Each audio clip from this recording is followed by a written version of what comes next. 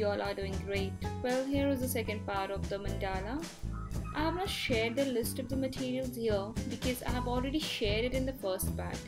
Yes, if you have not watched the first part yet, then go watch it now. I'll provide the link of the first part of the video in the description box below.